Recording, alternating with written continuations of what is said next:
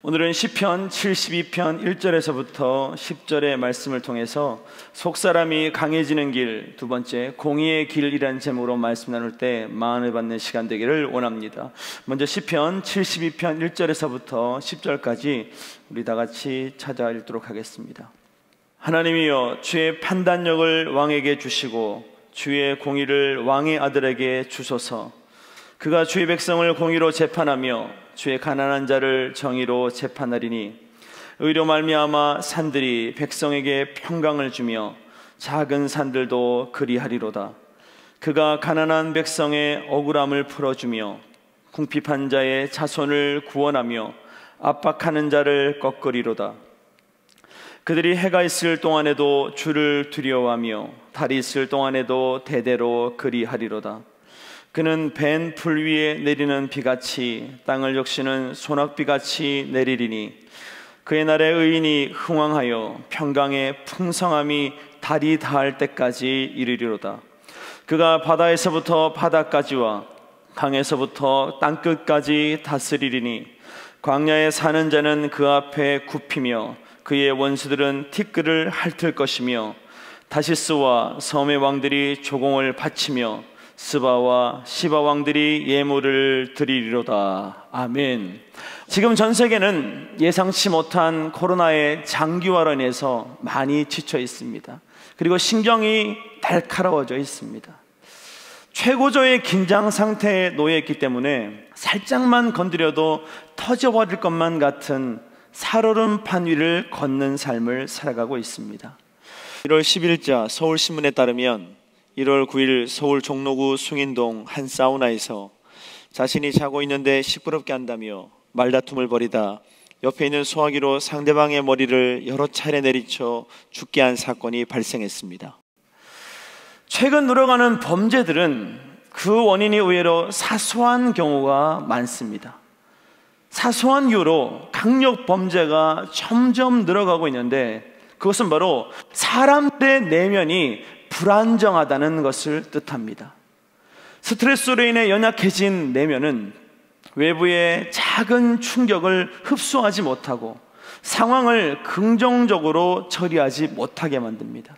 오늘 예배를 통해 연약해진 마음이 하나님의 말씀으로 온전해지는 축복의 시간 되기를 원합니다. 작은 스캔들에도 극단적인 자살을 선택하는 많은 유명인들의 소식을 접하게 됩니다. 몇 번의 실패를 남은 인생을 위한 큰 교훈으로 받아들이지 못하고 세상이 끝난 것과 같이 절망에 빠져 극단적인 선택으로 삶을 포기하는 젊은이들의 안타까운 소식도 들려옵니다. 우울증이 급증하고 있는 노년 세대, 꿈이 없는 아이들. 그래서 요즘 아이들에게 너 장래에 뭐 될래 그러면 1번 대답이 몰라랍니다. 그리고 2번 대답은 유튜버라고 합니다. 꿈이 없습니다. 어느 한 세대도 건강한 내면을 소유하고 진취적으로 자신들의 삶을 살아내지 못하는 것이 우리의 현실입니다. 불안한 내면은 각종 불의를 만들고 사회적으로 불의가 만연하도록 만들어버립니다. 우리가 압제자를 몰아내고 이 땅에 정의를 실현해야 된다고 부르짖던 많은 사람들, 그런데 그들 또한 권력을 가진 다음에는 또 다른 방식의 압제자가 되어 약자들을 속박하고 거짓이 진실을 공격하고 위선이 삶의 한 형태로 자리 잡았습니다. 개인의 삶에도 불의가 깊게 자리에 삶을 살아가는 하나의 방식이 됐습니다. 내면에 있는 그 가시가 서로를 찔러대며 상처를 내지만 그들은 속으로 말합니다. 내가 더 힘들다고, 내가 가장 힘들다고. 이런 착각 때문에 배려와 섬김은 어느 순간부터 사치품으로 변했습니다. 삶에서 도덕은 상실되었고 종교적 이상으로만 남아 있습니다. 그러나 불안과 불의의 문제는 비단 이 시대만의 문제가 아닙니다. 여러분, 역사적으로 모든 시대가 불안과 불의의 문제를 안고 있었습니다. 모든 시대의 불안과 불의의 문제가 존재했었습니다. 왜냐하면 내면의 불안과 그로 말미암은 불의는 바로 죄의 산물이기 때문입니다. 오늘 예배를 통해 불안과 불의를 만들어내는 모든 죄를 사함받는 시간 되기를 원합니다. 우리 내면의 불안, 이 땅의 불의는 근본적으로 우리의 죄의 문제가 해결되기 전까지는 절대로 사라지지 않는 영적인 문제입니다. 창세기 4장 13절과 15절에 보면 가인이 여호와께 아뢰되 내 죄벌이 지기가 너무 무거우니이다. 주께서 오늘 이 지면에서 나를 쫓아내시온즉 내가 주의 낯을 배웁지 못하리니 내가 땅에서 피하며 유리하는 자가 될지라. 물은 나를 만나는 자마다 나를 죽이겠나이다. 여호와께서 그에게 이르시되 그렇지 아니하다. 가인을 죽이는 자는 벌을 7배나 받으리라 하시고 가인에게 표를 주사 그를 만나는 모든 사람에게서 죽임을 면하게 하시니라. 하나님이 이 두려움에 사로잡힌 가인을 위해서 가인을 죽이는 자는 벌을 7배나 받을 것이라는 가인의 표를 주셨습니다. 그러나 그 말을 인용해서 양심에 화인 맞은 소리를 하는 가인의 6대손 라멕의 고백이 있는데 창세기 4장 23절과 24절에 보면 라멕이 아내들에게 이르되 아다와 실라여 내 목소리를 들으라. 라멕의 아내들이여 내 말을 들으라. 나의 상처로 말미암아 내가 사람을 죽였고 나의 상함으로 말미암아 소년을 죽였도다. 가인을 위하여는 벌이 7배일진데 라멕을 위하여는 벌이 77배이로다 하였더라. 여러분, 라멕의 고백은 전형적인 사이코패스의 기질을 의심해 볼 수 있는 것입니다. 사이코패스의 대표적인 특징이 뭐냐면 타인과 함께 공감할 수 없다는 거죠. 오늘 여러분 영의 눈이 열리고 영의 귀가 열려서 하나님과 공감하고 사람과 공감하며 소통하는 기적의 삶을 살아가는 우리 모두가 되기를 축복합니다.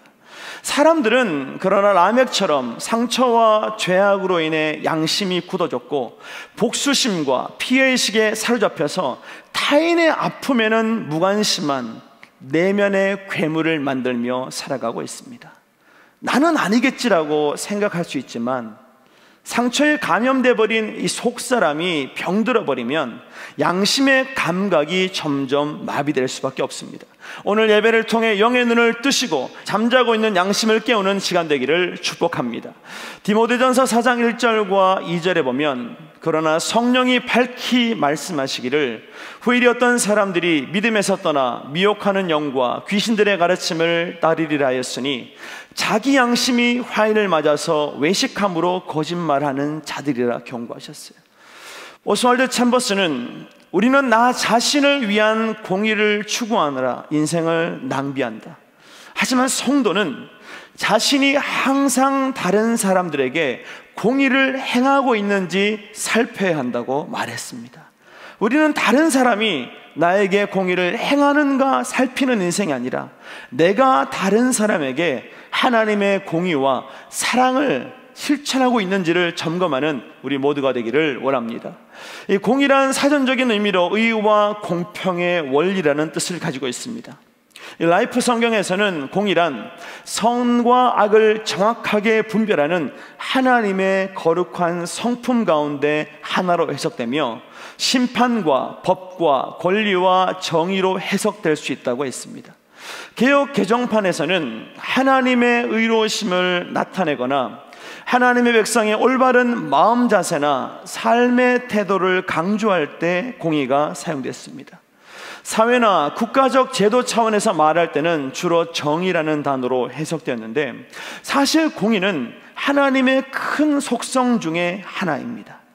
그런데 우리 안에 있는 죄가 그 하나님의 공의를 드러내지 못하게 막고 있습니다.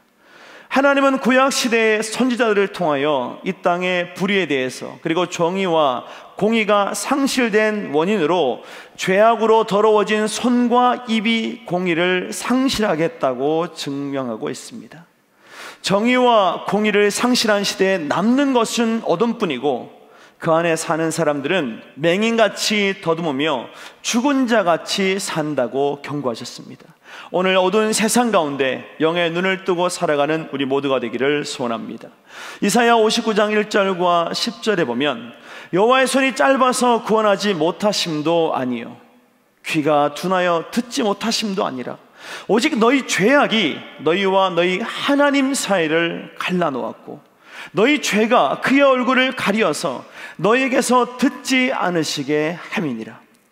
이는 너희 손이 피해 너희 손가락이 죄악에 더러워졌으며 너희 입술은 거짓을 말하며 너희 혀는 악독을 내밀어 공의대로 소송하는 자도 없고 진실하게 판결하는 자도 없으며 허망한 것을 의뢰하며 거짓을 말하며 악행을 잉태하여 죄악을 낳으며 독사의 알을 품으며 거미줄을 짜나니 그 알을 먹는 자는 죽을 것이요 그 알이 밟힌즉 터져서 독사가 나올 것이니라.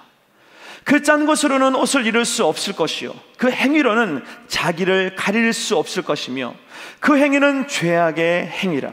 그 손에는 포악한 행동이 있으며 그 발은 행악하기에 빠르고 무죄한 피를 흘리기에 신속하며 그 생각은 악한 생각이라.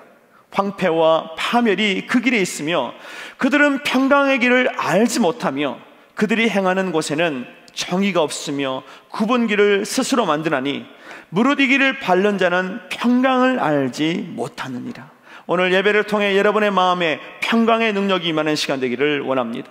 그러므로 정의가 우리에게서 멀고 공의가 우리에게서 미치지 못한즉 우리가 빛을 바라나 어둠뿐이요 밝은 것을 바라나 캄캄한 가운데 행함으로 우리가 맹인같이 담을 더듬으며 눈 없는 자같이 두루 더듬으며 낮에도 행운때같이 넘어지니 우리는 강장한 자 중에도 죽은 자 같으니라 경고하셨습니다. 오늘 우리 안에 있는 하나님의 공의를 나타내지 못하게 만드는 모든 죄를 십자가에 못 박아 하나님의 공의와 하나님의 사랑을 증거하는 우리 모두가 되기를 축복합니다. 예수 그리스도는 율법에 매여 정의와 긍휼과 믿음을 버린 바리새인들 향해서 화가 있다고 경고하셨습니다. 외형적인 율법만 지키지 말고 정의와 긍휼과 믿음으로 자신의 내면을 깨끗하게 하라고 명령하셨습니다. 오늘 우리가 드리는 예배는 우리의 속사람을 깨끗하게 하는 시간이며 공의와 정의에서 떠나버렸던 우리의 영혼이 다시 한번 하나님께로 돌아오는 시간인 줄 믿습니다. 오늘 모든 불의를 던져버리고 하나님께로 돌아오는 우리 모두가 되기를 원합니다.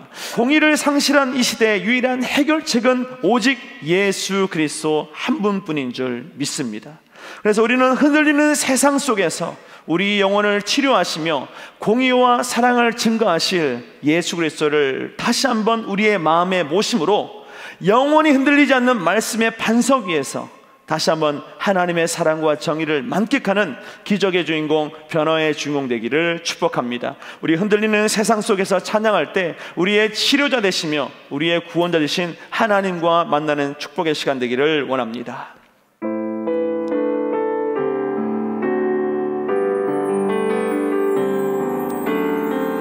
흔들리는 세상 속에서 이리저리 흔들리려 하네. 거친 파도 같은 세상 나의 영혼 짓누르네. 흔들리는 세상 속으로 내려오신 구원자 예수, 쓰러지고 무너진 우리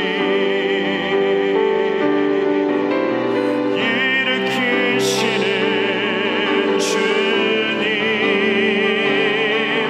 날 붙잡아 주시고 날 이끌어 주시네. 흔들리는 갈대와 같은 날 주의 손으로 잡아주시네.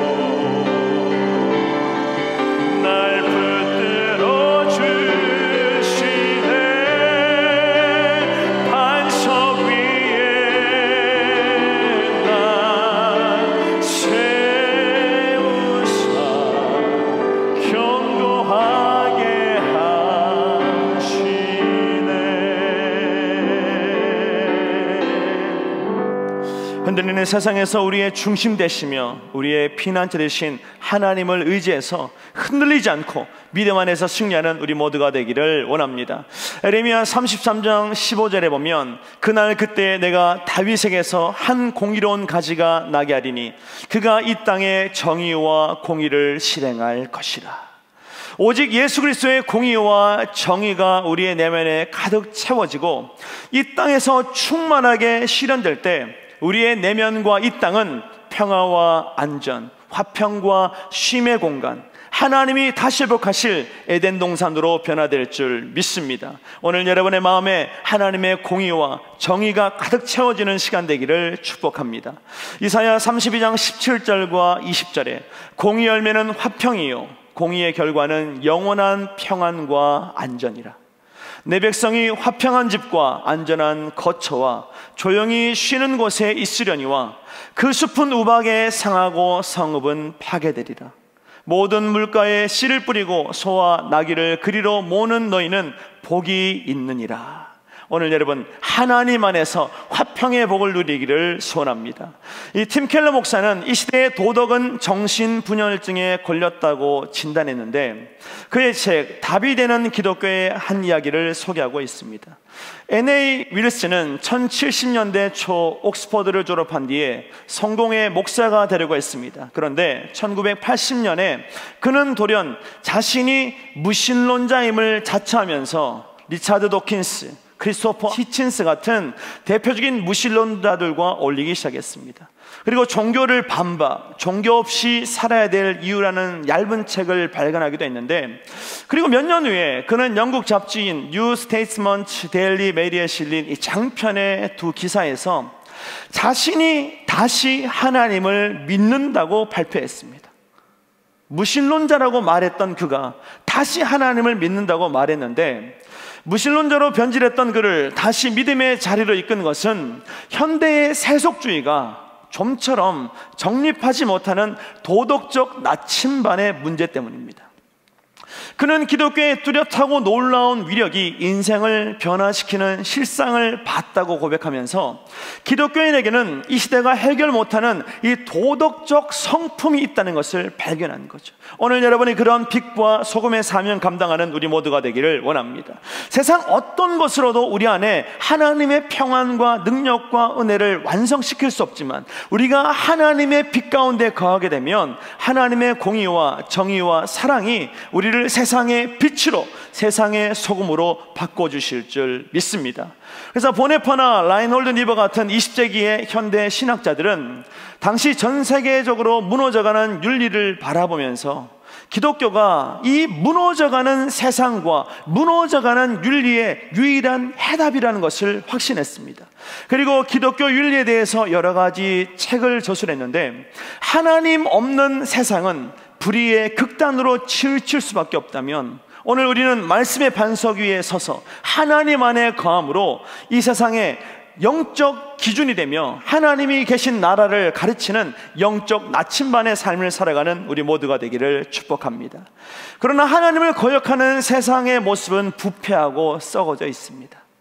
그들은 지각이 없어서 어리석음으로 가증한 일만 행하며 살아가는데 시편 14편 1절과 3절에 보면 어리석은 자는 그의 마음에 이르기를 하나님이 없다 하는도다. 그들은 부패하고 그 행실이 가증하니 선을 행하는 자가 없도다. 여호와께서 하늘에서 인생을 굽어 살피사 지각이 있어 하나님을 찾는 자가 있는가 보려 하신즉 다 치우쳐 함께 더러운 자가 되고 선을 행하는 자가 없으니 하나도 없다고 책망하셨어요.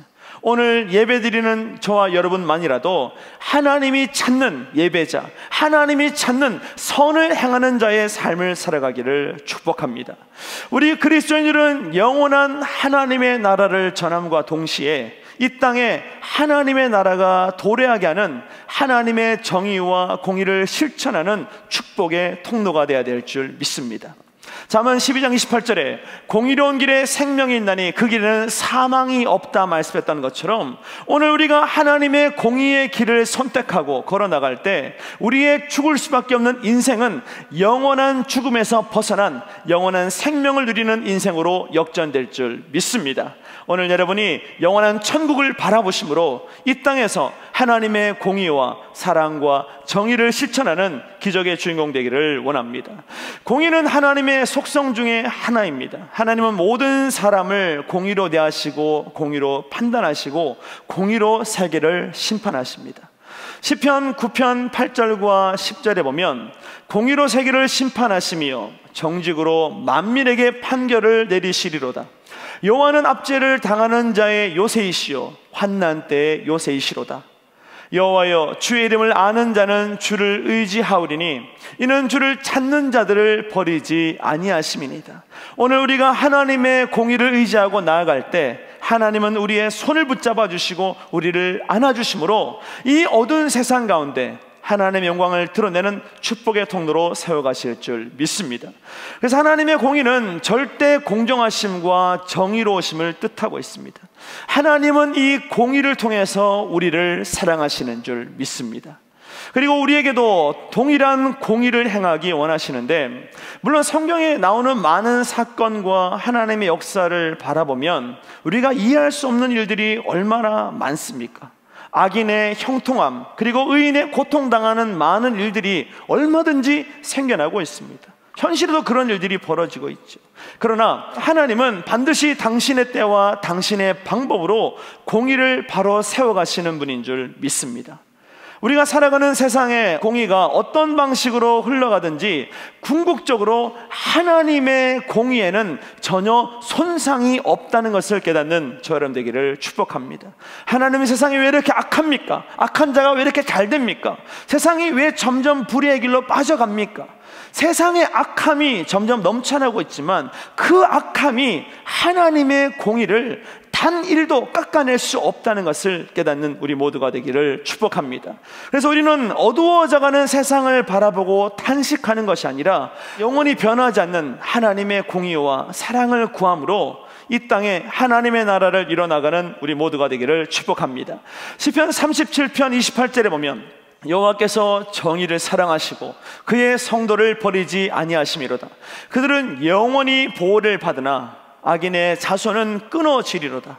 미가 6장 8절에 보면 사람아, 주께서 선한 것이 무엇임을 내게 보이셨나니 여호와께서 내게 구하시는 것은 오직 정의를 행하며 인자를 사랑하며 겸손하게 내 하나님과 함께 행하는 것이 아니냐 말씀. 우리는 어두운 세상 가운데 내가 하나님과 함께하고 있는지를 날마다 분별하는 지혜로운 성도 되기를 원합니다. 만약 하나님이 공의를 가지고 우리의 삶을 판단하시고 심판하신다면 우리 중에 살아있을 사람은 단 한 사람도 없습니다. 아마 단 앞에 서 있는 저 같은 사람이 가장 먼저 어떻게 해요? 심판을 받을 수밖에 없겠죠. 그러나 인간이 생각하는 공의와 하나님의 공의는 다릅니다. 하나님이 말씀하시는 공의 안에는 하나님이 허락하시는 판단력과 함께 하나님의 긍휼한 마음, 사랑이 함께 녹아져 있기 때문에 우리를 심판하시는 하나님이 긍휼의 눈으로 우리를 바라보심으로 우리를 구원의 길로 인도하시는 줄 믿습니다. 그 사랑의 눈을 우리가 바라보고 그 눈빛과 우리의 눈빛이 마주칠 때 우리의 인생에 놀라운 기적이 일어나게 될 줄 믿습니다. 그래서 긍휼한 마음이 없는 판단력은 정죄를 불러올 수밖에 없습니다. 그리고 판단력 없는 긍휼한 마음은 무질서와 혼돈을 초래할 뿐입니다. 다시 말해서 하나님의 공의 안에는 사랑이 있고 하나님의 사랑 안에는 공의가 함께 공존하고 있습니다. 그래서 공의와 사랑은 동전의 양면처럼 반드시 함께 존재하는 것인데, 오늘 여러분의 삶에 하나님의 공의와 사랑의 진리를 깨닫게 된다면 우리는 죄인임에도 불구하고 하나님의 죄사함의 권세의 능력을 덧입어서 하나님의 자녀로 거듭나는 기적의 삶을 살아가게 될 줄 믿습니다. 그래서 오늘 본문을 기록한 시인은 동전의 양면처럼 함께 공존하는 하나님의 공의와 하나님의 사랑을 함께 구하고 있습니다. 시편 72편 1절에 하나님이여 주의 판단력을 왕에게 주시고 주의 공의를 왕의 아들에게 주소서. 오늘 본문인 시편 72편은 이상적인 왕국의 이상적인 왕에 대한 표본입니다. 하나님이 세우실 나라에 하나님의 뜻에 순종하는 통치자가 세워지는 영적 롤모델이 오늘 본문을 통해서 기록되어 있습니다. 그래서 왕의 품성, 왕국의 성격과 크기와 영속성을 묘사하고 있는데, 이 시는 아마도 다윗이 왕위를 물려받은 아들 솔로몬의 이 신정 통치력을 격려하기 위해서 지은 시로 추정됩니다. 다시 말해서 솔로몬, 너는 하나님의 뜻을 이루고 하나님이 원하시는 나라를 세우는 왕이 되라는 격려 차원의 편지란 거죠. 그리고 이 솔로몬은 이스라엘 역사상 가장 영광스러운 왕이었습니다. 그러나 오늘 이 시에 묘사된 것처럼 그는 이상적인 왕은 아니었어요. 왜? 말년에 어떻게 합니까? 많은 우상들을 나라로 끌어들였잖아요. 그래서 온 인류가 바라는 평화의 왕, 공의의 왕, 그분은 오직 예수 그리스도 한 분밖에 없는 줄 믿습니다. 우리는 예수 그리스도의 삶을 통해서 하나님이 기뻐하시는 공의를 배워나가는 우리 모두가 되기를 축복합니다. 예수 그리스도는 죄에 대해서는 단호하게 지적하시고 심판하셨지만 그의 눈에는 그 죄 지을 수밖에 없는 영혼을 향한 안타까움과 긍휼의 눈물이 있었습니다. 누가복음 19장 28절에 예수께서 이 말씀을 하시고 예루살렘을 향하여 앞서 가시더라. 예수님이 예루살렘에 걸어가실 때 41절에 가까이 오사 성을 보시고 우시며 이르시되 너도 오늘 평화에 관한 일을 알았더라면 좋을 뻔하였거니와 지금 내 눈에 숨겨졌도다. 예수님은 어둠의 세상 주관자가 지배하는 세상에 대해 심판자, 하나님의 심판자로 오셨지만 동시에 모든 사람을 구원받게 하기 위한 긍휼의 하나님의 모습까지 함께 가지고 오신 줄 믿습니다. 오늘 우리는 공의와 사랑의 하나님의 그 양면성의 진리를 깨달으셔서 우리의 마음에 하나님의 공의와 그리고 사랑을 가득 채워나가는 우리 모두가 되기를 축복합니다. 베드로서 3장 9절과 10절에 보면 주의 약속은 어떤 이들이 더디다고 생각하는 것 같이 더딘 것이 아니라 오직 주께서는 너희를 다하여 오래 참으사 아무도 멸망하지 아니하고 다 회개하기에 이르기를 원하시느니라. 그러나 주의 날이 도둑같이 오리니 그날에는 하늘이 큰 소리로 떠나가고 물질이 뜨거운 불에 풀어지고 땅과 그 중에 있는 모든 일이 드러나리로다 말씀하셨어요. 하나님께서 이 세상을 그대로 두신 이유는 뭐냐면 우리에 대한 오래 참으심을 통해서 우리 모두가 하나님의 구원에 동참하는 기적의 주인공 되기를 소망하기 때문인 줄 믿습니다. 오늘 실시간 온라인으로 예배드리는 여러분의 가정에 하나님의 사랑, 하나님의 오래 참으심의 역사를 깨닫는 은혜가 넘쳐나기를 원합니다. 그래서 냉철한 머리와 사랑으로 뜨거운 가슴이 동시에 그 안에 존재하는 것이 하나님의 공입니다. 그래서 하나님은 심판하실 때는 정확하게 하시지만 사랑하실 때는 무한한 사랑으로 우리 영혼을 품어주십니다. 하나님은 불의에 강하게 진노하시고 불의에 의해 신음하는 영혼들을 긍휼의 눈으로 바라보십니다. 우리는 우리의 내면을 하나님의 공의로 가득 채워서 불의를 심판하시는 하나님처럼 세상의 불의를 심판하고 그리고 영혼을 사랑하셨던 하나님처럼 그 영혼을 긍휼히 여김으로 다시 한번 하나님께로 돌이키는 축복의 통로, 은혜의 통로가 되기를 원합니다. 하나님의 공의로 우리의 속사람을 강하게 할 때 하나님의 능력이 우리를 통해서 드러나게 될 줄 믿습니다. 하나님의 공의는 속사람을 강하게 함으로 어떤 상황에도 평강의 삶을 살아가는 능력이 됩니다. 그래서 하나님이 주신 공의는 모든 삶의 자리에서 하나님의 평강으로 우리를 초대하는 하나님의 능력입니다. 오늘 여러분의 마음에 하나님의 평강의 내가 넘쳐나기를 원합니다. 시편 72편 2절과 3절에 보면 그가 주의 백성을 공의로 재판하며 주의 가난한 자를 정의로 재판하리니 의로 말미암아 산들이 백성에게 평강을 주며 작은 산들도 그리하리로다. 오늘 평강의 하나님이 우리의 마음에 평강의 은혜 주시기를 원한다면 우리는 더 이상 세상 탓하며 쓰러지는 인생이 아니라 그 세상을 통치하시며 인도하시는 하나님의 공의와 사랑을 기대하심으로 하나님의 평강의 능력을 누리는 우리 모두가 되기를 축복합니다. 평강은 불의한 곳에서는 절대 있을 수 없는 속성이며 평강한 곳에는 절대로 불의가 생길 수 없습니다. 오늘 우리 안에 있는 모든 어둠을 주님의 공의로 몰아내시고 사랑으로 채우셔서 우리 안에 오직 하나님의 영광의 빛이 많은 기적의 주인공, 변화의 주인공 되기를 원합니다. 우리 모두가 빛의 사자가 되어 하나님의 선하심을 증거할 때 우리가 가는 모든 곳에 하나님의 공의와 사랑과 능력이 넘쳐나게 될 줄 믿습니다. 오늘 우리를 빛의 사자로 부르신 하나님의 뜻을 깨달으셔서 우리가 가는 모든 곳에서 하나님의 영광의 빛, 치료의 광선을 바라는 우리 모두가 되기를 축복합니다. 빛의 사자들이여 어서 와서 어둠을 물리치고 주의 진리 모르는 백성에게 복음의 빛 비춰라. 빛의 사자들이여 복음의 빛 비춰라. 죄로운 밤 밝게 비춰라. 빛의 사자들이여 선한 사역 위하여 힘을 내라. 주 함께 하시겠네. 주의 크신 사랑을 전파하며 복음의 빛 비춰라. 빛의 사자들이여 복음의 빛 비춰라.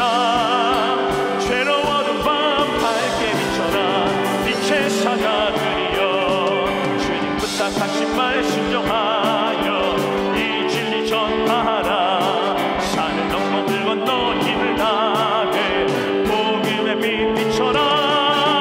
빛의 사자들이여 복음의 빛 비춰라. 새로운 밤 밝게 비춰라. 빛의 사자들이여 동서남북어디나 땅끝까지 주님만을 지하고 무너두어 못 보는 백성에게 복음의 빛 비춰라. 빛의 사자들이여 복음의 빛 비춰라. 새로운 밤 밝게 비춰라. 빛의 사자들이여 빛의 사자들이여 복음의 빛 비춰라. 새로운 밤 밝게 비춰라. 빛의 사자들이여. 하나님의 빛을 받아 이 어두운 세상을 밝히 비추는 축복의 통로가 되기를 원합니다. 그래서 평강한 곳에는 절대로 불의가 생길 수 없다면 오늘 우리의 마음에 하나님의 공의와 사랑이 넘치기를 소망하는 저 여러분 되기를 축복합니다. 불안이 불의를 만든다면 평강은 화평을 만듭니다. 하나님의 공의는 억울함과 궁핍함과 압박의 문제를 해결하는 천국 열쇠입니다. 시편 72편 4절에 그가 가난한 백성의 억울함을 풀어주며 궁핍한 자의 자손을 구원하며 압박하는 자를 꺾으리로다 말씀하셨어요. 오늘 하나님의 공의를 통해서 모든 억울함과 궁핍함과 압박의 문제를 해결받는 우리 모두가 되기를 원합니다. 이 성경에서 고아와 과부와 나그네는 궁핍함과 억울함과 압제받는 자들에 대한 상징적인 인물을 나타내고 있습니다. 하나님은 고아와 과부를 위하여 정의를 행하고 나그네를 사랑하십니다. 신명기 10장 17절과 19절에 너희 하나님 여호와는 신 가운데 신이시며 주 가운데 주시요 크고 능하시며 두려우신 하나님이시라. 사람을 외모로 보지 아니하시며 뇌물을 받지 아니하시고 고아와 과부를 위하여 정의를 행하시며 나그네를 사랑하여 그에게 떡과 옷을 주시나니 너희는 나그네를 사랑하라. 전에 너희도 애굽 땅에서 나그네 되었습니다 말씀하셨어요. 오늘 하나님의 공의가 우리의 삶에 임하게 될 때 억울함의 문제는 해결받게 되고 우리는 영원한 평강의 자리에 머무는 기적의 주인공 될 줄 믿습니다. 억울함은 여러분 사람의 마음에서 평강을 즉시 빼앗아갑니다. 여러분 억울한 일 당할 때 마음이 평강하던가요? 증오와 불안 같은 것들이 넘쳐나던가요? 억울함은 우리의 마음에서 평강을 빼앗아가는 선수입니다. 그래서 많은 다툼이 이 불공정의 문제 때문에 일어나게 되는데 이 시대는 불공정에 대한 분노로 가득 찬 세상입니다. 유전무죄, 무전유죄라는 말처럼 돈이 있고 없고에 따라서 죄인이 풀려나게 되고 억울한 사람이 죄인이 되는 세상 속에 우리는 살아갑니다.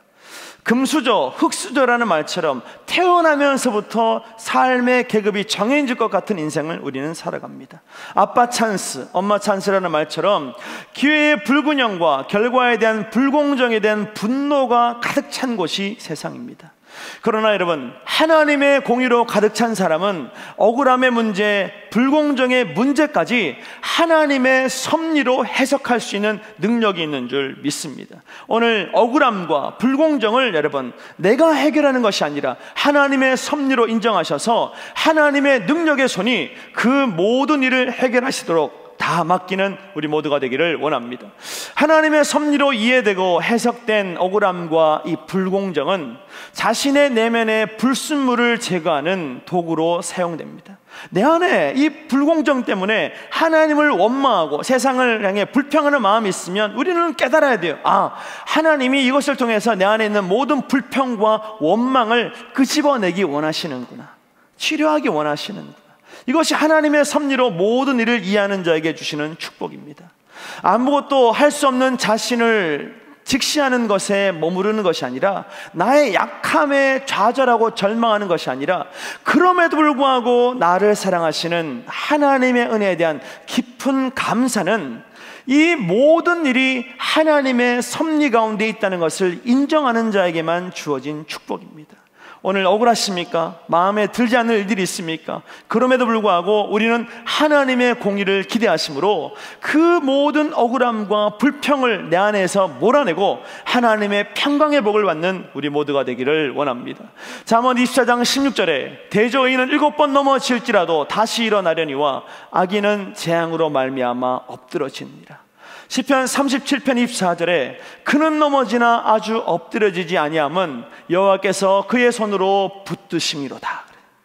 여러분, 불안과 불의로 가득 찬 이 세대가 주는 찬스, 기회는 불완전할 수밖에 없습니다. 왜? 근본 뿌리가 불완전에서부터 시작됐기 때문입니다.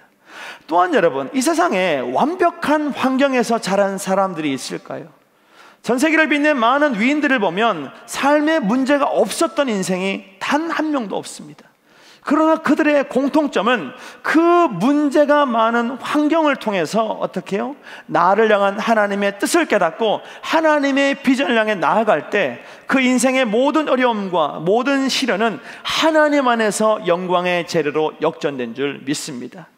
그래서 하나님의 공의를 의지하는 사람은 모든 판단이 주님께 있음을 철저하게 인정하고 불안과 불의가 만든 환경에 매이지 않는 삶을 살게 될 줄 믿습니다. 오늘 환경에 굴복하는 삶이 아니라 환경을 뚫고 나가는 우리 모두가 되기를 축복합니다.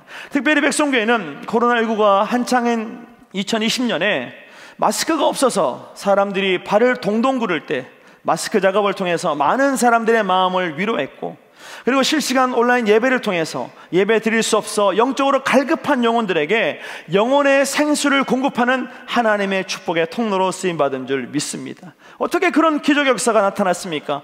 환경을 탓하는 것이 아니라 환경을 초월하여 능력 주시는 하나님의 섭리를 바라보고 나갔기 때문인 줄 믿습니다. 오늘 2021년도 하나님의 섭리를 기대하심으로 환경을 초월하시고 문제를 초월하는 기적의 주인공, 변화의 주인공 되기를 축복합니다.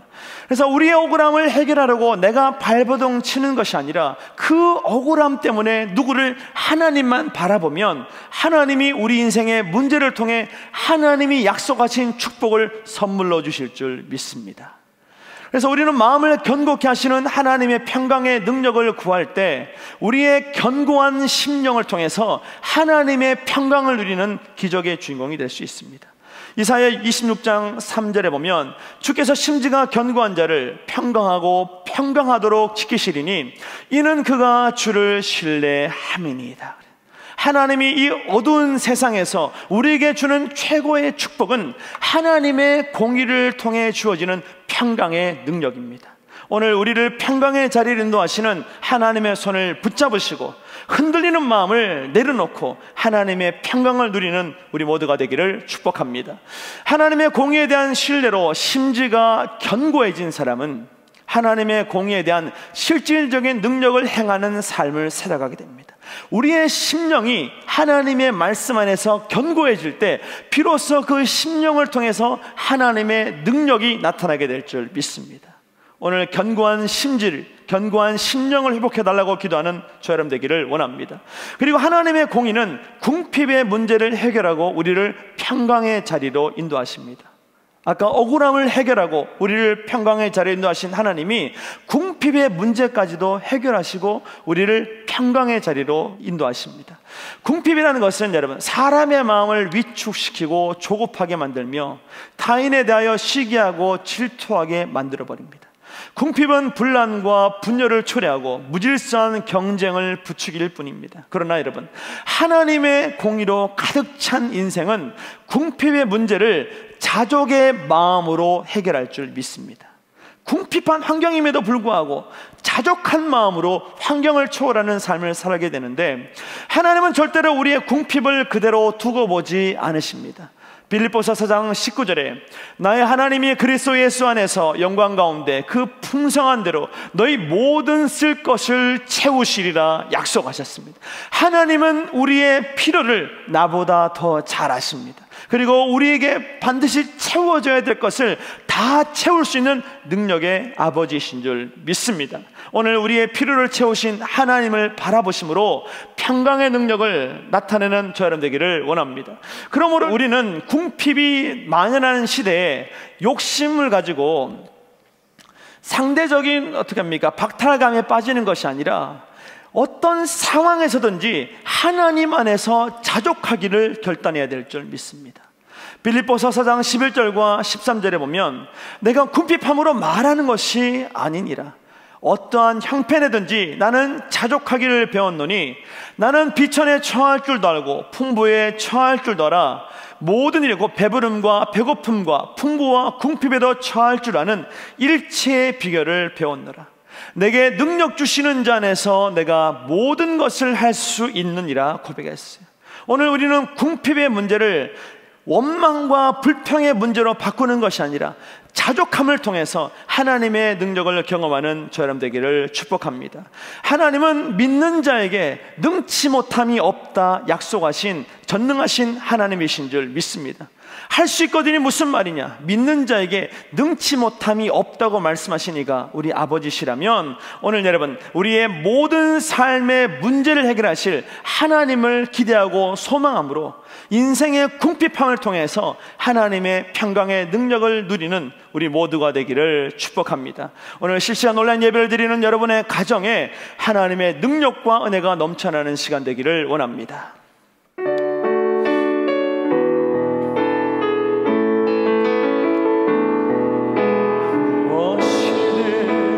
하실 수 있거든 불쌍히 여기사 도와주소서. 무엇이든 하실 수 있거든 긍휼히 여기사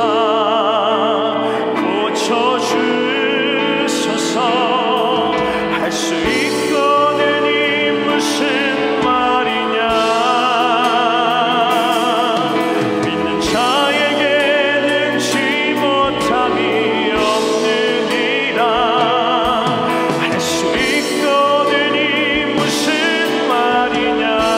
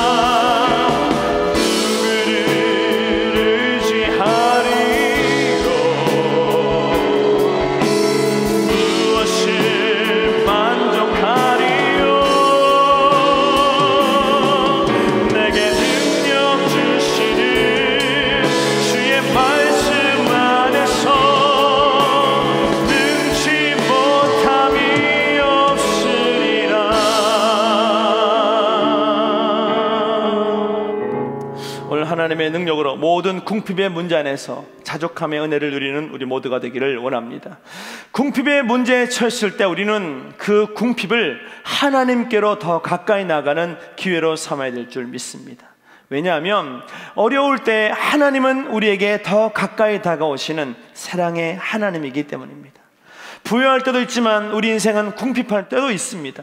그러나 우리의 마음을 지켜서 사탄에게 틈을 내어주지 말고, 입술을 지켜서 하나님을 원망하지 말고, 그 궁핍의 때에 오히려 하나님께로 더 가까이 나아가기로 결단하는 우리 모두가 되기를 원합니다. 우리의 궁핍의 문제, 결핍의 문제는 불평의 문제가 아니라 기도의 문제라는 사실을 깨달아야 됩니다.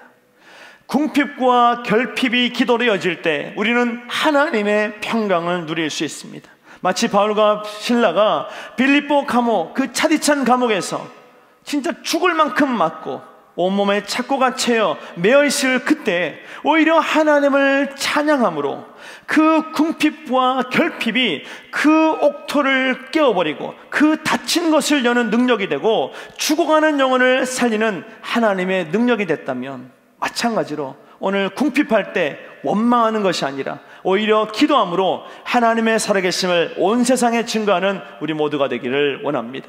빌립보서 4장 6절과 7절에 아무것도 염려하지 말고 다만 모든 일에 기도와 간구로 너희 구할 것을 감사함으로 하나님께 아뢰라. 그리하면 모든 지각에 뛰어난 하나님의 평강이 그리스도 예수 안에서 너희 마음과 생각을 지키시리라. 하나님의 공의의 열매는 구제의 손을 펴는 것으로 나타날 수 있습니다. 누가복음 11장 41절에 그러나 그 안에 있는 것으로 구제하라. 그리하면 모든 것이 너에게 깨끗하리라.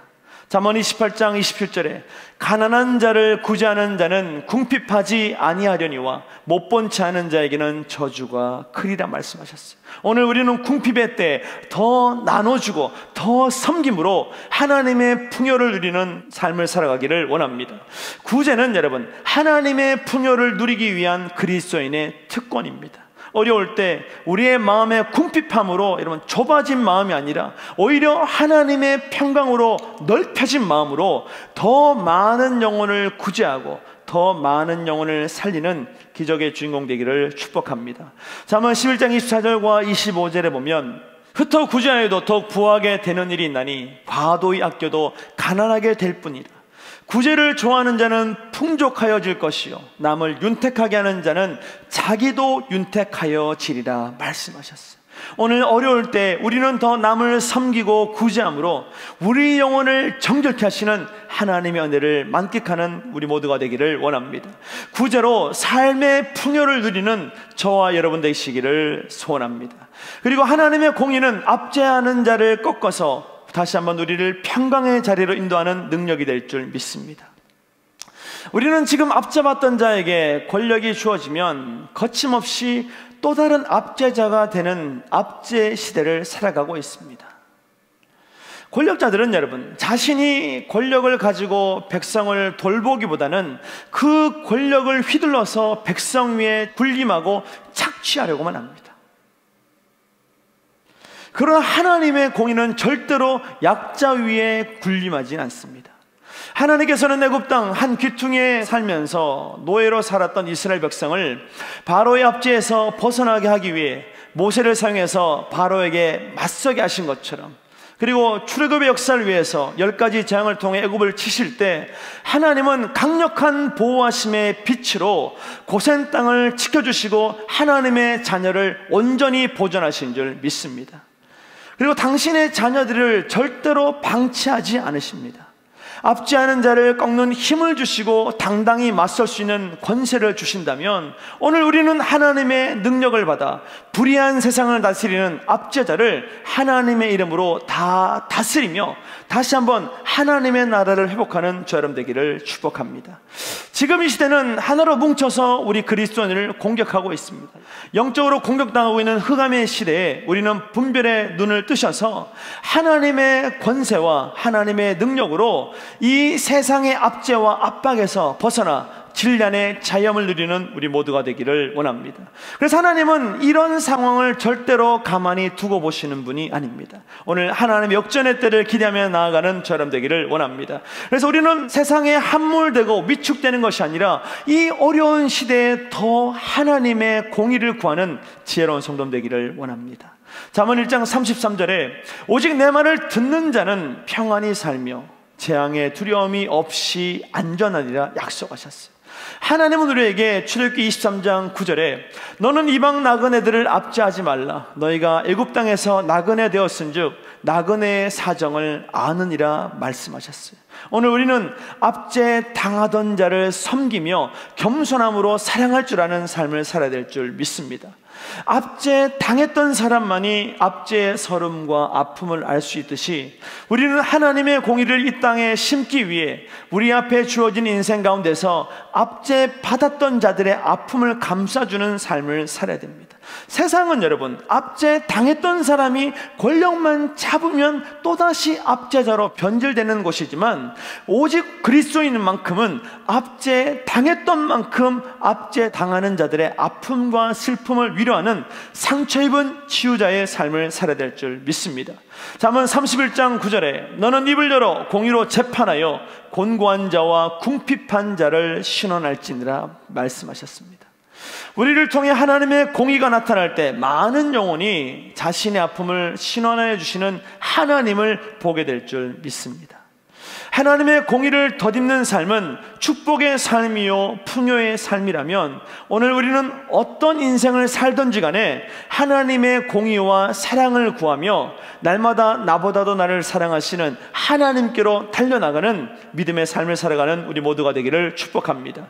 그래서 하나님의 공의를 덧입으면 축복과 풍요의 삶이 이루어지게 되는데 오늘 본문에서 세 가지 축복의 관점으로 하나님의 공의를 덧입는 삶을 정의하고 있습니다. 첫 번째로 하나님의 공의를 덧입는 삶은 벤풀 위에 내리는 비 같은 축복을 받게 될 줄 믿습니다. 성경에 보면 비는 대략적으로 세 가지 종류가 있는데 첫 번째 종류의 비는 그냥 평범한 비, 일상적으로 내리는 비입니다. 이 비는 지구 곳곳에 내려 모든 피조물에게 생명을 주는 비입니다. 그러나 이 비가 없으면 생명은 죽을 수밖에 없죠. 두 번째 종류의 비는 뭐냐면 하나님께서 사용하시는 심판의 도구로서의 비가 있습니다. 창세기 7장 4절에 지금부터 7일이면 내가 40주야를 땅에 비를 내려 내가 지은 모든 생물을 지면에서 쓸어버리리라. 심판의 도구로 사용됐던 비가 있습니다. 하나님께서는 죄악이 관영하는 인간 세상에 비를 내려 죄로 물든 인간을 다 쓸어버리셨습니다. 그러나 여러분, 세상을 비로 다시 한번 심판하지 않겠다고 약속하심으로 우리에게 무지개 언약을 주셨다면 우리는 그 언약을 믿고 하나님의 사랑과 하나님의 능력을 간절히 소망하는 우리 모두가 되기를 원합니다. 세 번째 종류의 비는 축복의 비가 있습니다. 에스겔 34장 26절에 내가 그들에게 복을 내리고 내 산 사방에 복을 내리며 때를 따라 소낙비를 내리되 복된 소낙비를 내리리라 약속하셨어요. 오늘 예배를 통해 여러분의 가정에 복된 소낙비가 흘러넘치는 시간 되기를 원합니다. 신명기 11장 14절과 15절에 보면 여호와께서 너희의 땅에 이른 비 늦은 비를 적당한 때에 내리시리니 너희가 곡식과 포도주와 기름을 얻을 것이요 또 가축을 위하여 들에 풀이 나게 하시리니 내가 먹고 배부를 것이니라. 하나님은 이른 비와 늦은 비를 통해서 우리의 삶의 모든 것을 새롭게 하시고 생명의 은혜를 넘치게 하신다면 오늘 주님이 주시는 축복의 비를 맞으심으로 우리의 영혼이 날마다 강건케 변화되며 영적으로 성장하는 기적의 삶을 살아가는 우리 모두가 되기를 원합니다. 오늘 본문에도 이 비라는 단어가 두 번 나옵니다. 시편 72편 6절에 그는 뱀풀 위에 내리는 비같이 땅을 적시는 소낙비같이 내리리니 라고 기록되어 있습니다. 이 본절은 이 비와 소낙비라는 유사한 표현을 통해서 왕의 공의로운 통치와 그로 인한 나라의 번성을 묘사하고 있습니다.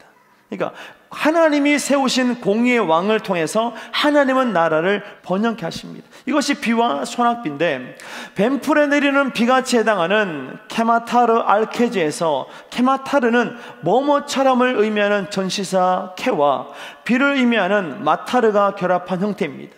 그리고 깨즈는 본래 깎아낸 양털을 의미하지만 본절에서와 같이 베어낸 풀의 의미로 사용되기도 합니다.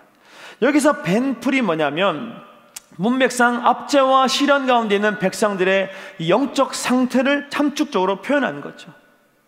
그러니까 벤풀이 뭐예요? 압제당하는 자들의 모습입니다. 그러니까 눌려있는 자, 아무 소망도 없는 인생입니다. 특히 여러분, 건기와 우기가 뚜렷한 팔레스틴 지역에서 우기가 와서 파종되기 전에 들판에서 잡초들을 다 제거한답니다.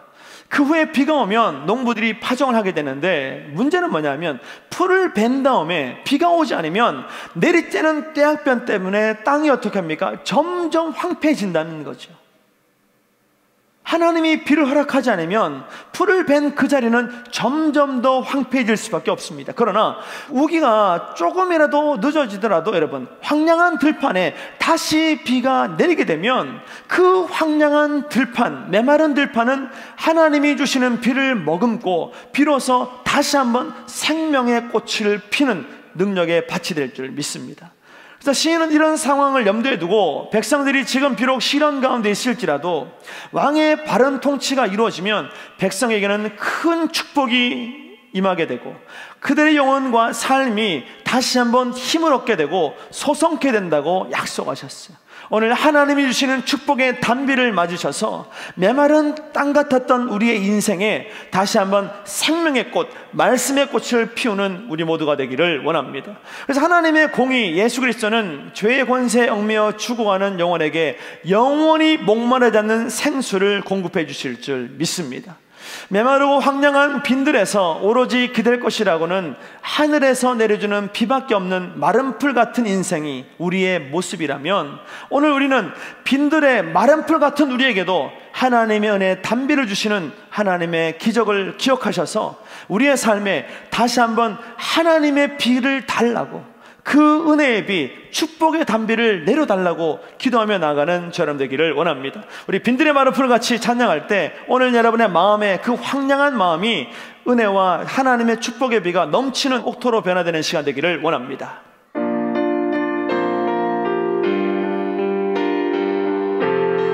우리 박수 치면서 빈들의 마른 풀같이, 빈들의 마른 풀같이 시들은 나의 영혼, 주님의 허락한 성령 간절히 기다리네. 가물어 메마른 땅에 단비를 내리시는 성령의 단비를 부어 새 생명 주옵소서. 반가운 빗소리 들려 상처에 춤을 추네. 꽃비로 내린 성령 내게도 주옵소서. 가물어 메마른 땅에 단비를 내리시는 성령의 단비를 부어 새 생명 주옵소서. 철따라 우러를 내려 초목이 무성하니 갈급한 내 심령 위에 성령을 부으소서. 강으로 메마른 땅에 단비를 내리시는 성령의 단비를 부어 새 생명 주옵소서.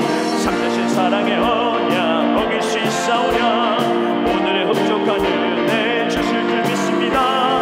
강으로 메마른 땅에 단비를 내리시는 성령의 단비를 부어 새 생명. 빈들의 마른 풀같이, 빈들의 마른 풀같이 시들은 나의 영혼, 주님의 허락한 성령 간절히 기다리네.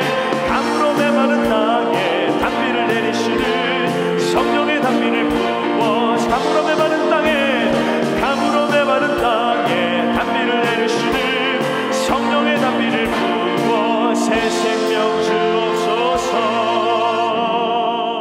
이 천수답이라는 말이 있는데 여러분 들어보셨습니까? 여러분 농사를 지으셨는지 모르겠지만 천수답이 뭐냐면, 밭중에는 물을 끌어다가 쓰거나 아니면 물가 곁에서 농사를 짓는 밭이 있습니다. 그런데 천수답은 오직 하늘에서 내려주는 물에만 의지하는 밭입니다. 그래서 인간은 여러분, 하나님이 주시는 예수 그리스도라는 생명수만 의지할 때 살아남는 천수답 인생이라면, 오늘 하늘의 문을 여셔서 우리 영혼에 단비를 주시는 하나님을 기대하시고 소망하심으로 우리의 마음밭에 하나님의 은혜만 가득 채워나가는 우리 모두가 되기를 원합니다. 요한복음 4장 14절에 내가 주는 물을 마시는 자는 영원히 목마르지 아니하리니 내가 주는 물은 그 속에서 영생하도록 솟아나는 샘물이 되리라. 오늘 하나님 주시는 그 물은 한 바가지의 마중물이 되어서 우리 영혼 깊은 곳에 흐르는 영혼의 생수를 터뜨리는 기적의 통로, 축복의 통로가 될 줄 믿습니다. 그리스도의 생수는 우리의 심령에 충족하게 채워져서 우리의 영혼을 소성시키시며 살리시는 능력의 통로, 축복의 통로입니다. 이 생수는 일시적인 것이 아니라 지속적이며 영원한 부어짐을 통해서 생명의 역사를 일으키는 소낙비 같은 것입니다. 오늘 본문에서 소낙비같이 해당하는 단어는 이 카르비빔인데 원형은 라비브입니다. 라비브는 담비 혹은 소나기를 가리킵니다. 이 적신은에 해당하는 것은 짜르지프인데 한글 성경에서는 이 적신은이란 동사로 썼습니다. 그러나 여러분, 이 단어는 동사로 쓰인 것이 아니라 명사로 쓰였습니다. 그래서 어떡합니까? 라비브보다 더 강한 퍼붓는 빛, 즉 소나기를 뜻하고 있습니다. 그래서 하반절을 직역하게 되면 고맙게 내리는 단비가 되고 땅에 퍼붓는 소나기처럼이 됩니다. 오늘 하나님의 은혜는 고맙게 내리는 단비이며 땅에 퍼붓는 소나기처럼 임하게 된다면 오늘 우리는 마음의 문을 활짝 여셔서 우리의 마음을 하나님의 은혜, 하나님의 축복의 단비로 채워나가는 우리 모두가 되기를 원합니다. 그래서 본문에는 왕의 의로운 통치를 통하여 임할 하나님의 복과 은혜의 강도가 점점 더 강화된다는 것을 뜻하고 있습니다. 우리 영혼도 마찬가지입니다. 우리의 영혼이 주님이 주시는 성령님의 소낙비를 맞지 못하면 점점 메마를 수밖에 없는 거죠. 오늘 예배가 성령의 단비가 소낙비처럼 강력하게 임하는 시간 되기를 축복합니다. 근데 그 성령의 소낙비를 맞지 못하면 우리의 영혼도 감정도 점점 메말라갈 수밖에 없습니다. 영혼이 메말라 버리면 하나님을 찾지 못하게 됩니다. 한마디로 영적인 존재로 지음받은 인간이 하나님의 은혜의 단비를 받지 못하면 우리의 모든 기능은 멈춰버릴 수밖에 없고 제 기능을 발휘할 수가 없습니다. 오직 하나님이 때를 따라 주시는 이른 비와 늦은 비를 통해서 영혼의 풍성함과 충만한 삶을 살아갈 수 있다면 우리는 천수답 인생이라는 것을 기억하셔서 하나님만이 내 영혼을 채우실 수 있고 하나님이 주시는 은혜가 있을 때 내가 살 수 있다는 것을 고백하며 나가는 우리 모두가 되기를 원합니다. 하나님이 주시는 복은 언제나 우리의 생각과 능력을 뛰어넘는 것입니다. 내 힘으로 바람개비를 돌리는 인생이 아니라 성령의 바람으로 풍차를 돌리며 살아가는 인생 되기를 원합니다. 내 힘으로 아둥바둥하는 인생이 아니라 하나님이 주신 힘으로 당당하게 세상을 정복하며 통치해 나가는 그리스도의 대사 같은 삶을 살아가는 우리 모두가 되기를 원합니다. 에베소서 4장 20절과 21절에 보면 우리 가운데서 역사하시는 능력대로 우리가 구하거나 생각하는 모든 것에 더 넘치도록 능히 하실 이에게 교회 안에서와 그리스도 예수 안에서 영광이 대대로 영원 무궁하기를 원한다고 기록하고 있어요. 오늘 하나님의 은혜와 능력이 넘치게 되면 우리를 통해서 이 어두운 세상은 빛의 세상으로 역전될 줄 믿습니다. 세상 사람들을 사로잡고 있는 모든 두려움과 불안은 하나님의 정의와 공의로 대치되고 하나님의 사랑으로 역전될 줄 믿습니다. 오늘 하나님의 공의를 덧입어서 능력 있는 삶을 살아가는 우리 모두가 되기를 원합니다. 두 번째로 하나님의 공의를 덧입은 삶은 하나님의 통치와 다스림의 복을 받게 됩니다. 시편 72편 7절과 8절에 그의 날에 의인이 흥왕하여 평강의 풍성함이 달이 닿을 때까지 이르리로다. 그가 바다에서부터 바다까지와 강에서부터 땅끝까지 다스리리니 라고 기록하고 있는데 그의 날은 공의의 하나님이 다스리는 날입니다. 공의의 하나님은 바다에서부터 바다까지와 강에서부터 땅끝까지 즉 온 세상을 다스리시며 온 우주를 통치하시는 전능하신 하나님이십니다. 그래서 하나님의 통치가 머무는 모든 곳에서는 하나님의 나라가 회복되는 역사가 일어나게 됩니다. 영국의 C.S. 루이스가 인생에서 단 하나 꼭 필요한 것이 있다면 하나님의 통치 아래 사는 것이라고 말했어요. 오늘 저와 여러분이 하나님의 통치 아래 사는 기적의 주인공 되기를 원합니다.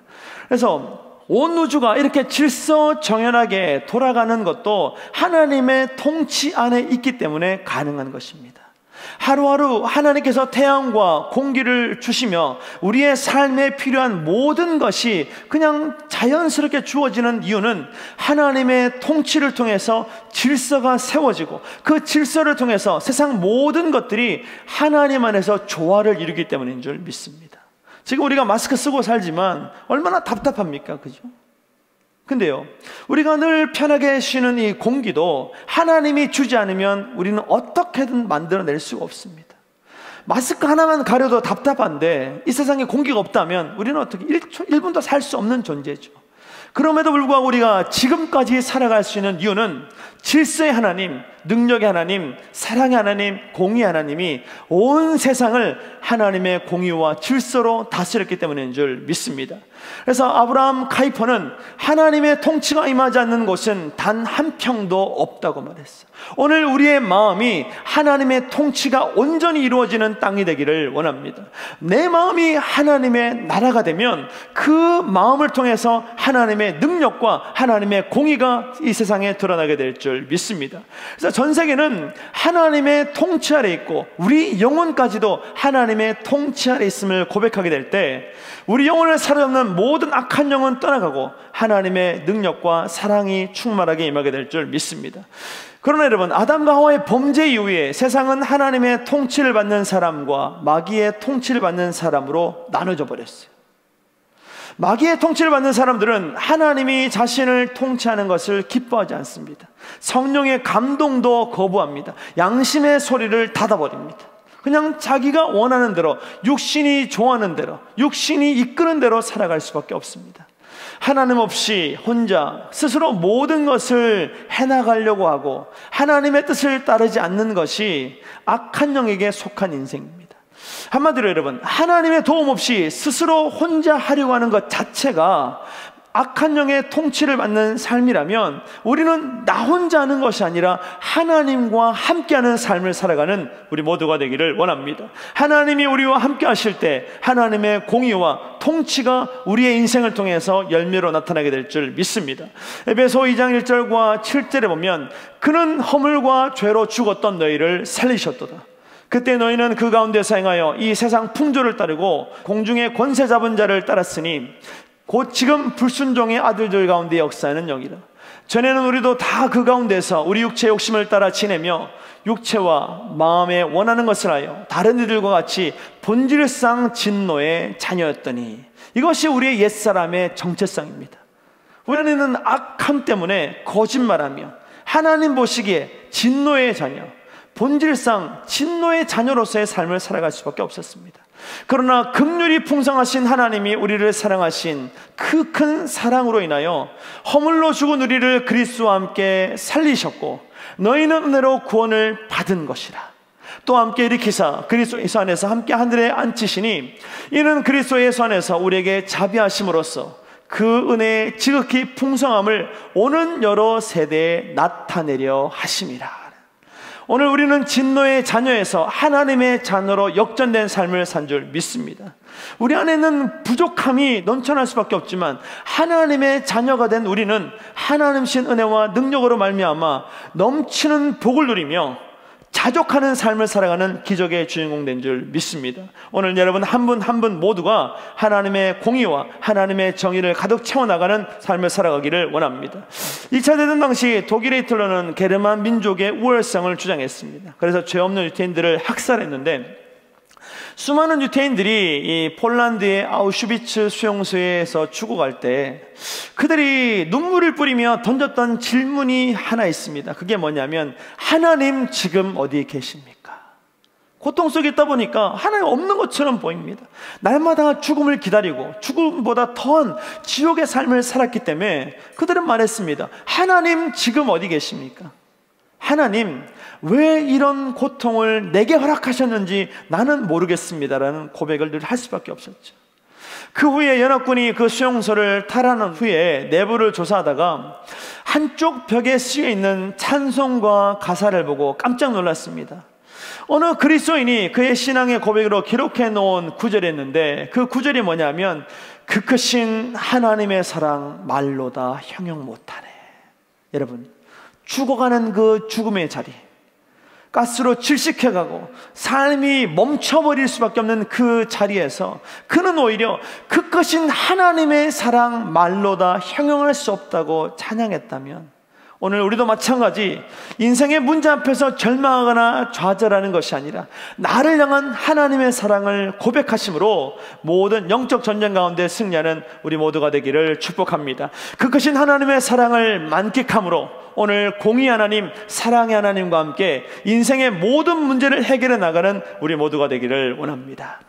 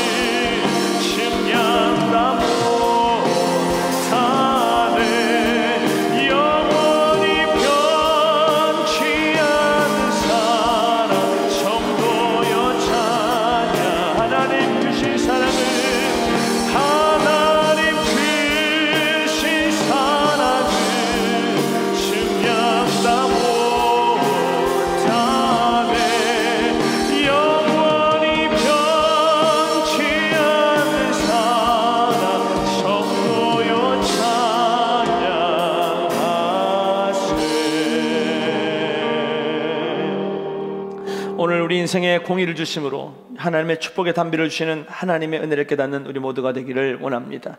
그래서 그 크신 하나님의 사랑 말로 다 형용할 수 없다고 기록하고 있습니다. 여러분, 죽음의 수용소에서 하나님의 사랑, 지옥 같은 삶의 자리에서 하나님의 사랑이 웬 말입니까?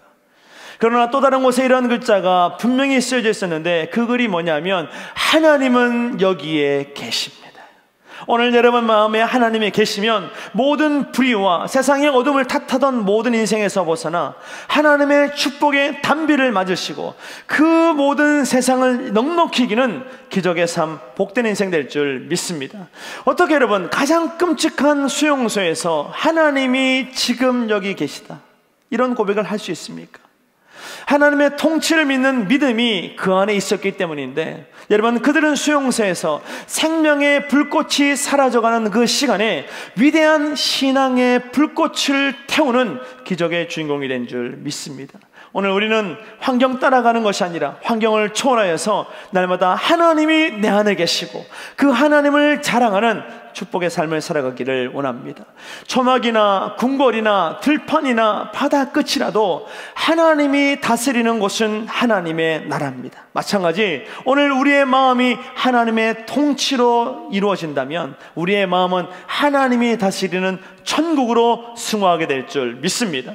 누가복음 17장 20절과 21절에 바리새인들이 하나님의 나라가 어느 때에 임하니까 묻거늘 예수께서 대답하여 이르시되 하나님의 나라는 볼 수 있게 하는 것이 아니요 또 여기 있다 저기 있다고도 못하리니 하나님의 나라는 바로 너희 안에 있느니라 말씀하셨어요. 오늘 우리는 예배를 통해 내 안에 하나님의 나라를 확장시켜 나가는 그 예수님의 공의를 깨닫는 시간 되기를 원합니다. 여기서 나라를 뜻하는 헬라어는 바실레이아인데 이 말은 영토를 뜻하는 단어가 아닙니다. 단지 지역을 뜻하고 땅을 뜻하는 단어가 아니라 다스림과 통치와 주권을 뜻하는 단어입니다. 하나님의 나라는 장소의 개념이 아니라 통치의 개념이기 때문에 하나님의 통치가 이루어지는 모든 것이 하나님의 나라가 되고 하나님이 기뻐하시는 천국으로 승화될 줄 믿습니다. 그래서 하나님의 다스림, 통치가 이루어진 곳이 하나님의 나라이기 때문에 오늘 우리의 마음에 하나님의 통치가 이루어지고 실시간 온라인 예배를 드리는 여러분의 가정에 하나님의 통치가 이루어지고 교회와 나라에 하나님의 통치가 이루어질 때 그 모든 것은 천국으로 승화되는 역전의 역사가 나타나게 될 줄 믿습니다.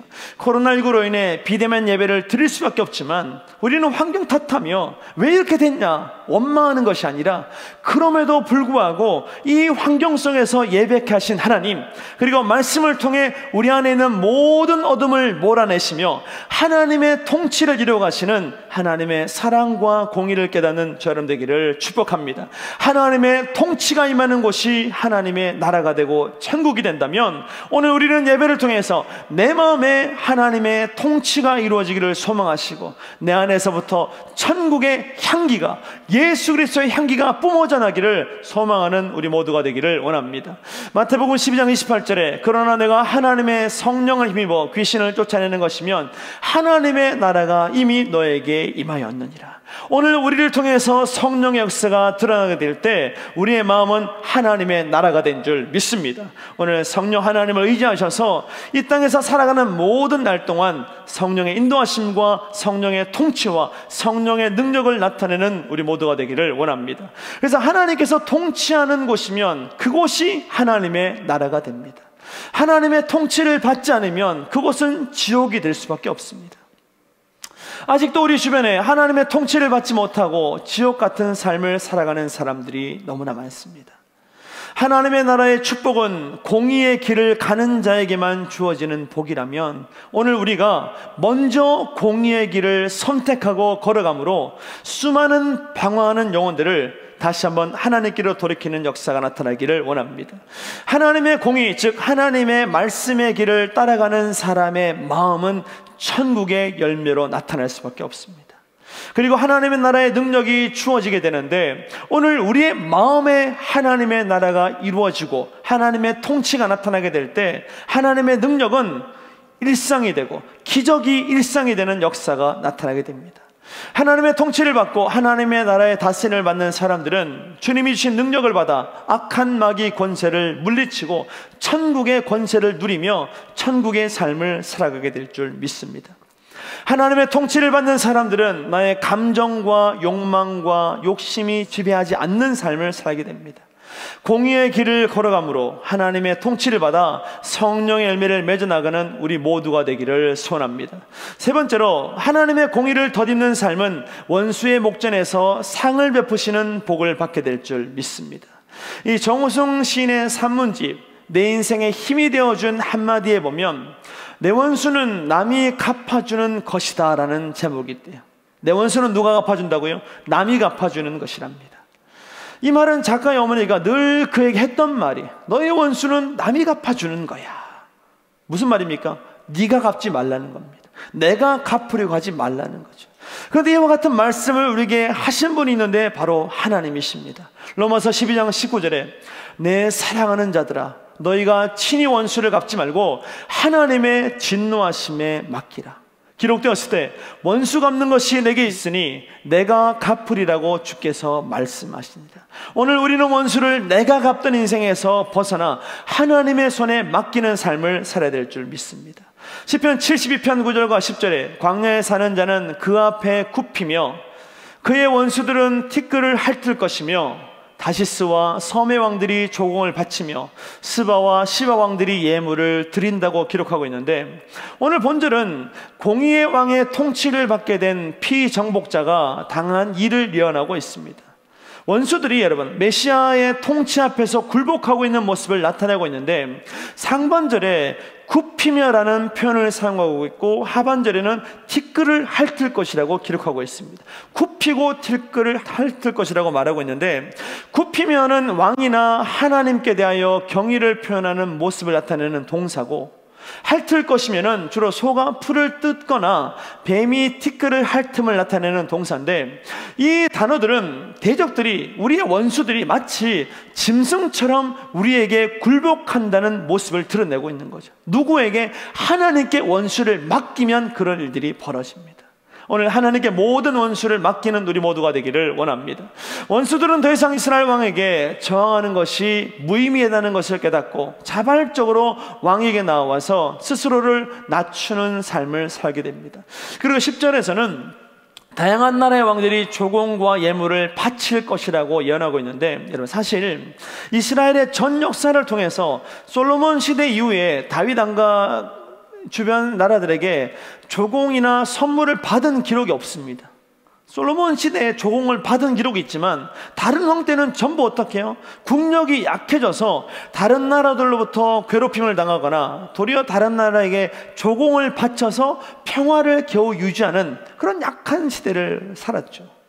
그렇다면 본문이 무엇을 의미하는 것입니까? 이것은 궁극적으로 영원하신 공의의 왕 예수 그리스도를 향한 예언인 줄 믿습니다.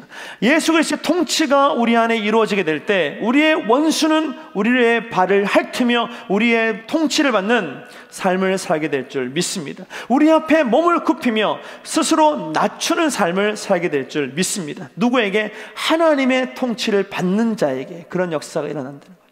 주님의 자녀가 된 우리가 만왕의 왕이신 주님을 주인으로 모시고 하나님의 공의의 길을 걸어가면 원수 마귀가 우리 앞에 무릎 꿇게 되는 것을 보게 될 줄 믿습니다. 오늘 영적 전쟁에서 하나님의 통치를 받음으로 승리하는 저와 여러분 되기를 원합니다. 만왕의 왕이신 하나님을 왕으로 모신 다윗의 인생을 보면 다윗 주변에 얼마나 많은 원수가 있었습니까?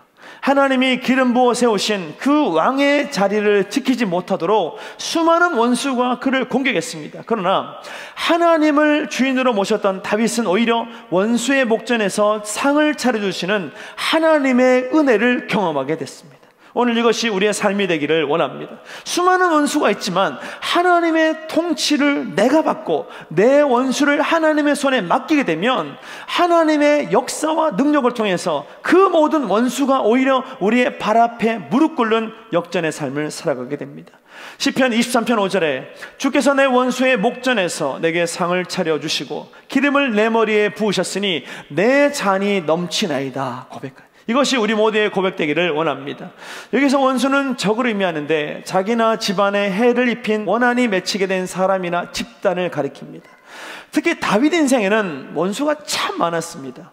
다윗에게 있어서 가장 큰 원수는 누구냐면 이방 나라들도 원수였지만 뚜렷한 이유도 없이 자기를 죽이려고 10년 동안 쫓아다녔던 사울왕이 있습니다. 그리고 자신을 모욕하고 그를 죽음의 위기 앞으로 내몰았던 압살롬이 다윗에게는 가장 큰 원수입니다. 다윗의 주변에는 지속적이고 직접적으로 적대하고 괴롭혔던 수많은 원수들이 있었습니다. 그런데 주님은 그런 다윗의 인생을 어떻게 바꿔주셨냐면 원수의 목전에서 상을 베풀어 주는 인생으로 바꿔주신 줄 믿습니다.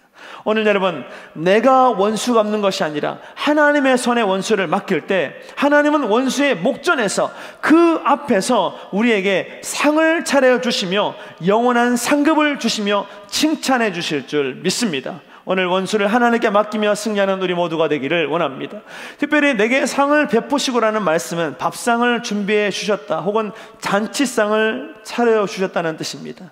즉 진수성찬이 가득한 상을 차려 주셨다는 뜻인데, 여러분 옛날에 전쟁에 나가면 그리고 승리해서 돌아오면 왕이 승리한 군인들에게 큰 잔치를 베풀어 줬대요. 그리고 그 잔치 자리에는 잡혀온 포로들을 참석시켰는데, 포로들은 어떻게 합니까? 결박당한 상태로 그 잔치와 군인들이 상 받는 것을 지켜볼 수밖에 없었대요.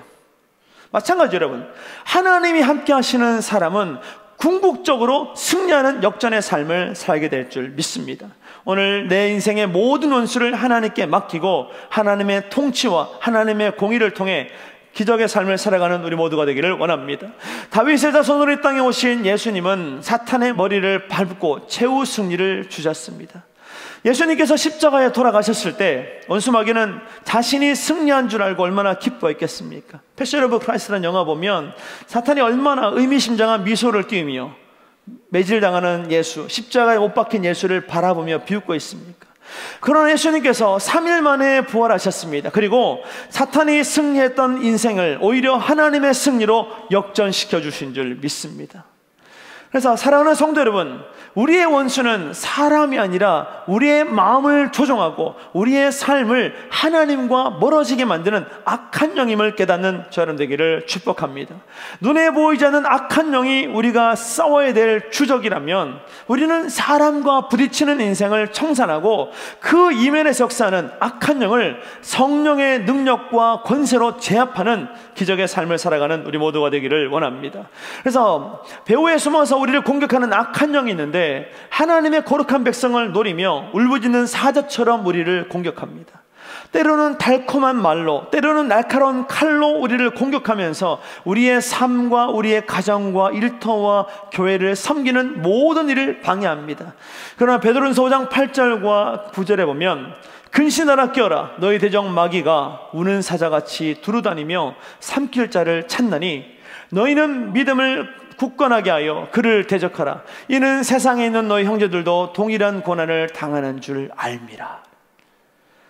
오늘 우리가 영의 눈을 뜨고 배후에서 역사하는 악한 영을 보게 될 때 모든 영적 전쟁은 하나님의 승리로 끝나게 될 줄 믿습니다. 오늘 하나님께 모든 것 맡기고 인생의 전쟁 가운데 승리하는 우리 모두가 되기를 원합니다. 그래서 우리가 이런 상황 가운데서도 하나님의 공의를 덧입을 수만 있다면, 공의 하나님은 원수 마귀 앞에서 우리에게 승리를 주시고 우리에게 영원한 상급과 잔치상을 베풀어 주시는 줄 믿습니다. 여러분의 인생에 공의와 하나님이 함께 하심으로 매 순간 내 잔이 넘치나이다라는 고백이 끊어지지 않기를 소망합니다. 오늘 여러분의 삶을 통해서 날마다 하나님의 거룩한 뜻을 이루나가는 기적의 주인공, 변화의 주인공 되기를 원합니다. 결론적으로 사랑하는 성도 여러분, 오늘은 속사람이 강해지는 길 두 번째 시간으로 공의의 길이라는 제목으로 은혜를 나눴습니다. 우리가 살고 있는 땅은 불의로 가득 찬 세상입니다. 불의는 죄로 인해 불안해진 내면의 산물입니다. 그래서 이 땅의 불의를 해결하기 위해서는 우리 안에 있는 속사람이 하나님의 말씀으로 치료되고 거듭나야 될 줄 믿습니다. 그리고 오직 예수 그리스도를 통해서 우리의 영이 충만히 채워지게 될 때 모든 영적 전쟁 가운데 승리하는 기적의 삶을 살게 될 줄 믿습니다. 예수 그리스도의 공의와 정의가 우리의 내면에 가득 채워지게 될 때, 이 땅에 충만하게 실현될 때 우리의 내면과 이 땅은 평안과 안전과 화평과 쉼의 공간으로 변화될 줄 믿습니다. 오늘 여러분의 삶의 자리가 내 안에 가득 채워진 하나님의 공의로 말미암아 평안과 화평과 은혜의 자리로 역전되기를 원합니다. 공의는 여러분 하나님의 속성 중에 하나라고 말씀드렸어요. 그래서 우리는 무엇을? 성령을 받아야 될 줄 믿습니다. 하나님은 모든 사람을 공의로 대하시고 공의로 판단하시고 공의로 세계를 심판하십니다. 그리고 하나님은 공의를 통해 우리를 사랑하시며 우리를 공의의 길로 인도하십니다. 하나님의 공의는 억울함의 문제를 해결하고 평강의 자리에 우리를 머물게 만드는 능력입니다. 하나님의 공의는 궁핍의 문제를 해결하고 평강의 자리에 머물게 만드는 능력입니다. 하나님의 공의는 앞지 않은 자를 꺾고 우리로 하여금 평강의 자리로 나아가게 만드는 능력이라면 여러분 안에 있는 억울함과 궁핍과 압제당했던 모든 상처 입은 마음을 하나님의 공의 앞에 드러내므로 치료받고 하나님의 공의를 통해서 평강의 자리, 평강의 은혜 앞으로 나아가는 우리 모두가 되기를 원합니다. 그리고 공의를 덧입은 삶은 풍요의 삶이며 축복의 삶이라고 말씀드렸습니다. 그래서 하나님은 공의를 덧입는 자에게 뱀풀 위에 내리는 비와 같은 축복을 허락하십니다.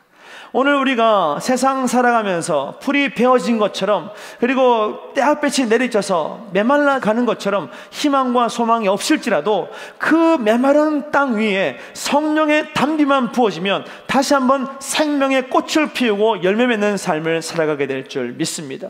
하나님의 공의를 덧입은 자에게 주시는 두 번째 축복은 하나님의 통치와 다스림을 받는 복이라고 말했어요. 오늘 이 세상의 권세를 이길 수 있는 분은 오직 하나님밖에 없습니다. 하나님이 내 마음의 통치자가 되시고 왕이 되실 때 우리는 그 하나님의 권세를 통해 세상을 넉넉하게 이기는 기적의 주인공, 변화의 주인공 될 줄 믿습니다.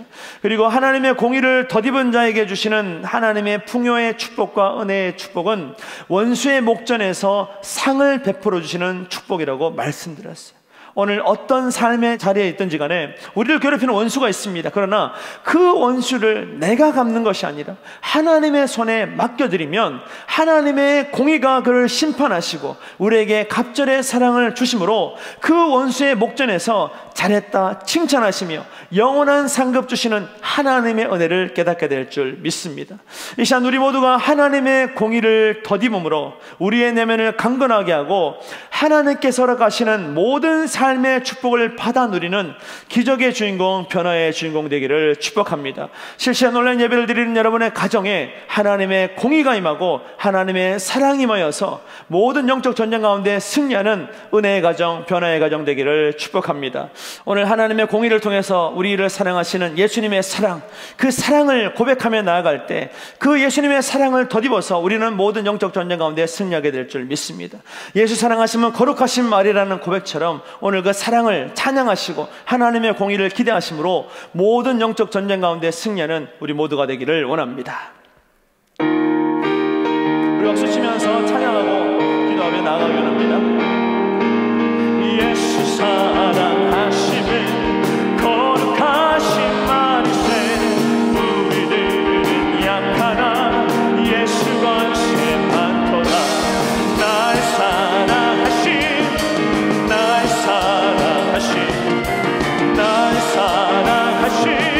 성령의 서인네 나를 사랑하시고 나의 죄를 다 씻어 하늘 문을 여시